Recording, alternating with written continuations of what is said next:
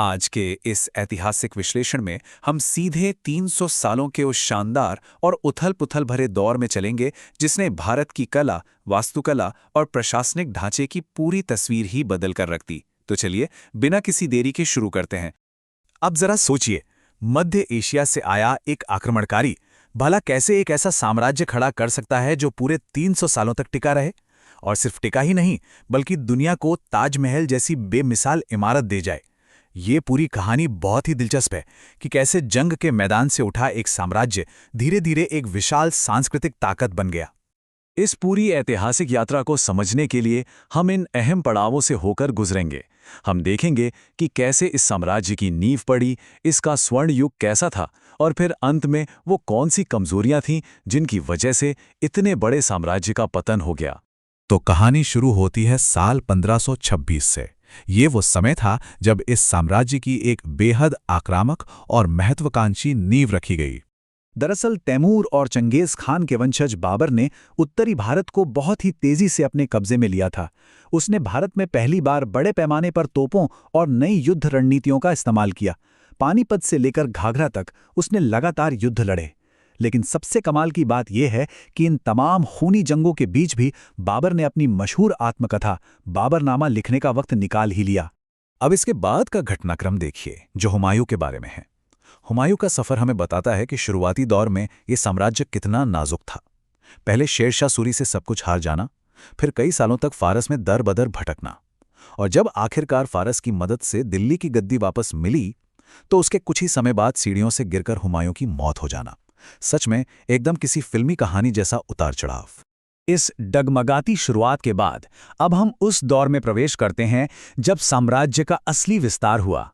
ये वो समय था जब अकबर ने बैरम खान के संरक्षण में महज 13 साल की उम्र में गद्दी संभाली। देखिए, अकबर के शासन की सबसे खास बात सिर्फ उसकी सैन्य जीतें नहीं थीं। उसने समझ लिया था कि इतने बड़े क्षेत्र पर राज करना है तो सिर्फ तलवार से काम नहीं चलेगा। उसने बहुत ही दूरदर्शी नीतियां अपनाई।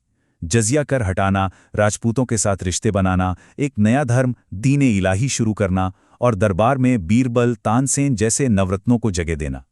इन्हीं चीजों ने इस साम्राज्य को एक नई और मजबूत दिशा दी। इतने बड़े और स्थिर साम्राज्य के बाद अब बारी आती है उस सुनहरे दौर की जिसे कला और स्थापत्य का स्वर्ण युग कहा जाता है। ये जहांगीर और शाहजहां का समय था। जहांगीर का शासनकाल बहुत ही खास था। इस दौरान पारसी भारतीय चित्रकला को एक नया ही मुकाम मिला। प्रशासन पर उनकी बेहद होशियार और ताकतवर पत्नी नूरजहां का गहरा प्रभाव था। लेकिन इसी बीच एक और घटना घट रही थी जिस पर शायद उस वक्त ज्यादा ध्यान नहीं दिया गया। यूरोपीय व्यापारियों, खासतौर पर ईस्ट इंडिया कंपनी ने चुपचाप भारत में अपने पैर जमाने शुरू कर दिए थे। और अगर हम इस दौर की वास्तुकला की बात करें तो वो सचमुच बेमिसाल थी। विशाल गुंबद, सफ़ेद संगमरमर का भरपूर इस्तेमाल, पत्थरों पर की गई बारीक और सुंदर नक्काशी, और बड़े बड़े हरे भरे बाग। हुमायूं का मकबरा हो या बुलंद दरवाज़ा, ये सब उसी बेहतरीन कला के जीते जागते उदाहरण हैं। लेकिन वास्तुकला अपने एकदम चरम पर पहुंची शाहजहां के दौर में।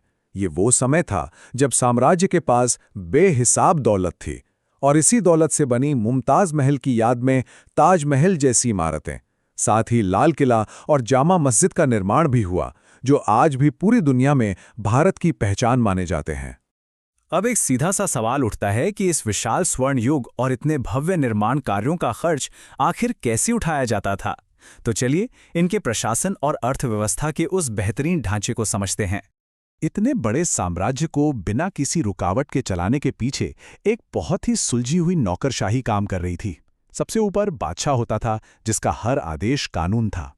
फिर अकबर द्वारा शुरू की गई मनसबदारी व्यवस्था थी जो पदों और वेतन को तय करती थी, और साथ ही राजा टोडरमल की बनाई गई जमीन मापने और टैक्स वसूलने की सटीक प्रणाली। सब कुछ एकदम व्यवस्थित था। और इस पूरी संपत्ति की जो असली रीढ़ थी वो थे आम किसान और उनका खेती किसानी का काम। उस दौर में मसाले, सूती कपड़ा और रेशम का भारी मात्रा में निर्यात होता था जिससे खजाना बढ़ता था, और इस पूरी अर्थव्यवस्था की सुरक्षा के लिए घुड़सवारों, हाथियों और तोपखाने से लैस एक बहुत ही विशाल सेना हमेशा तैयार रहती थी। लेकिन इतिहास में हर उरूज का एक ज़वाल भी होता है। ये अजेय लगने वाला साम्राज्य एक बहुत ही गंभीर मोड़ पर आ गया। सत्ता की बागडोर जब औरंगजेब ने अपने भाइयों से छीनी तो पतन की शुरुआत हो गई। जरा इन दोनों शासकों के बीच के फर्क को देखिए। जहां अकबर ने सबको साथ लेकर चलने वाली नीतियां अपनाई थीं, वहीं औरंगजेब का नजरिया एकदम अलग और कठोर था। उसने जजिया कर फिर से लगा दिया और उसकी कट्टर नीतियों की वजह से राजपूतों, सिखों और खास तौर पर छत्रपति शिवाजी महाराज के नेतृत्व में मराठों के अंदर भारी गुस्सा भर गया, जिसने लंबे और थका देने वाले युद्धों को जन्म दिया। इतिहास का ये विरोधाभास देखिए कि नक्शे पर मुगल साम्राज्य सबसे बड़ा औरंगजेब के समय में ही था, लेकिन इन लगातार चल रहे युद्धों ने साम्राज्य को अंदर से खोखला कर दिया। खजाना लगभग खाली हो चुका था और 1707 में औरंगजेब की मौत के वक्त तक ये विशाल साम्राज्य पूरी तरह से पस्त हो चुका था। और यहीं से हम इस साम्राज्य के आखिरी अध्याय में प्रवेश करते हैं। ये वो दौर था जब सब कुछ बहुत तेजी से और बहुत बुरी तरह बिखरने लगा। औरंगजेब के बाद गद्दी पर जो भी आया वो बहुत कमजोर साबित हुआ। आपस की लड़ाइयों ने बाहर वालों को न्योता दे दिया। 1739 में नादिर शाह ने दिल्ली को बुरी तरह लूटा, मयूर सिंहासन और कोहिनूर हीरा भी ले गया। फिर अहमद शाह दुर्रानी के हमले हुए और 1757 के प्लासी के युद्ध ने तो एकदम साफ कर दिया कि अब भारत में सत्ता की असली चाबी ब्रिटिश ईस्ट इंडिया कंपनी के हाथों में जाने वाली है। फिर आया 1857 का विद्रोह। इस विद्रोह के बाद अंग्रेजों ने आखिरी मुगल सम्राट बहादुर शाह जफर को गिरफ्तार किया और उन्हें रंगून भेज दिया। बस उसी पल के साथ इस 300 साल पुराने और विशाल राजवंश का आधिकारिक तौर पर हमेशा के लिए अंत हो गया। आज के इस विश्लेषण को खत्म करने से पहले हमें इस साम्राज्य की पूरी तस्वीर को निष्पक्ष रूप से देखना चाहिए। एक तरफ इनका शानदार प्रशासन, व्यापार और वो वास्तुकला है जो आज भी दुनिया को हैरान करती है, और दूसरी तरफ हैं उत्तराधिकार के वो खूनी संघर्ष, अत्यधिक टैक्स और वो नीतियां जो अंततः इतने बड़े साम्राज्य के पतन का कारण बन गई। तो आखिर में एक बहुत ही गहरा सवाल उठता है, इतिहास किसी भी ढह चुके साम्राज्य को किस बात के लिए ज्यादा याद रखता है? उनके द्वारा लड़ी गई भयानक जंगों के लिए, या फिर उस शानदार कला और संस्कृति के लिए जो वो दुनिया को सौंप गए? आज जब हम ताजमहल या लाल किले के सामने खड़े होते हैं तो ये सवाल हमें सोचने पर मजबूर कर देता है। इसी विचार के साथ हमारा आज का ये विश्लेषण यहीं पूरा होता है।